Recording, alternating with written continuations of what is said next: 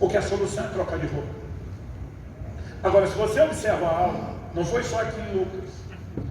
Evangelho de Mateus, no capítulo 9, dos versos 14 a 17. No Evangelho de Marcos, no capítulo 2, de 18 a 22. Ou seja, nos 3 evangelhos sinóticos.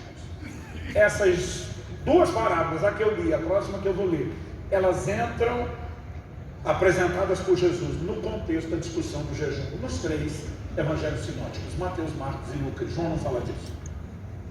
Ou seja, pelas leis da hermenêutica, as regras de interpretação, você não pode separar a parábola que Jesus apresenta do seu contexto, que é o jejum. O que é que Jesus está tentando nos comunicar? Que o jejum tem a ver com a questão de estrutura de vida. É ali que ele mexe. Deixa eu tentar explicar melhor isso. Quando o Evangelho chega, o novo que Deus oferece não pode ser adaptado a uma estrutura velha de vida. O que a Bíblia requer é que haja uma troca. Você abre mão da velha estrutura e você aceita o novo. Então roupa velha tem que ser descartada e você troca ela pela nova. Essa linguagem aparece não só na hora da conversão, mas até falar sobre a maneira de viver a vida cristã. Paulo escreve aos Efésios e diz que nós temos que nos despir do velho homem. Ele trata o velho homem como uma roupa velha, e nós temos que nos revestir do novo. Troca de roupa. Você não adapta ao novo de Deus uma estrutura velha de vida. Quem está entendendo? Amém. Se você olhar a próxima parábola, Jesus, com uma outra roupagem, uma outra linguagem, está falando exatamente a mesma coisa. Ele diz o seguinte, a partir do verso 38, 37: e ninguém põe vinho novo em odres velhos, porque se fizer isso, o vinho novo romperá os odres, o vinho se derramará e os odres se estragarão. Pelo contrário, o vinho novo deve ser posto em odres novos. O que é que Jesus está falando? De novo ele fala que o novo de Deus não pode ser adaptado a uma estrutura velha. O vinho novo não pode ser colocado em odre velho. Do que é que Jesus estava falando? O odre não é mais parte da nossa cultura, mas ele era um cantil, uma bolsa de couro. Esse cantil era feito com couro dos animais.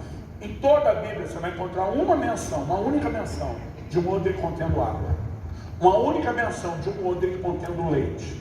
Todas as outras abundantes e recorrentes passagens relacionam o odre com o vinho. Por quê? Porque a água poderia ser colocada num vaso de barro, ou de madeira, numa talha de pedra. Mas por que o vinho normalmente está associado ao odre? Quando Jesus usa a expressão vinho novo, vinho velho, é porque no grego eles não tinham palavras diferentes para distinguir 2 bebidas. Que no hebraico do Antigo Testamento era distinguido. No hebraico você vai ler sobre o mosto e o vinho. Qual a diferença entre o mosto e o vinho? O mosto era o suco da uva, ou vinho de baixa fermentação, mas não tinha teor alcoólico o suficiente para embebedar alguém. Já o vinho tinha passado pelo processo natural de fermentação.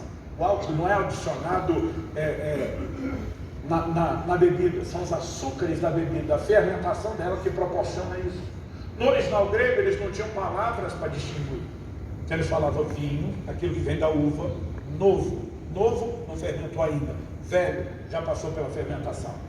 Então se você coloca o vinho novo, o suco, dentro da bolsa, vai iniciar o processo de fermentação. Quando começar a fermentação, vai dar pressão na bolsa.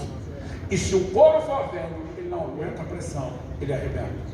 E por que eles colocavam dentro da bolsa? Porque a melhor forma de controlar a fermentação era limitando a exposição do vinho a uma quantidade igualmente limitada de oxigênio, porque dessa forma você consegue ter controle sobre a fermentação.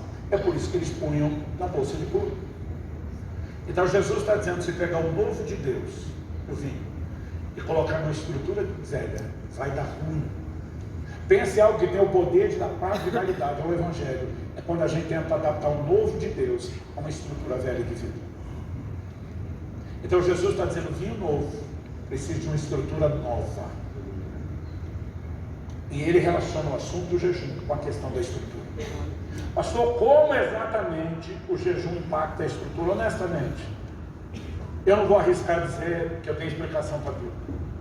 Mas antes de explicar um pouco que eu entendo, eu quero também te dizer, eu e você não precisamos de explicação nenhuma. Porque muitas vezes a nossa tentativa de explicar é quase assim, vamos ver se o que Jesus falou faz sentido para ver se a gente pratica.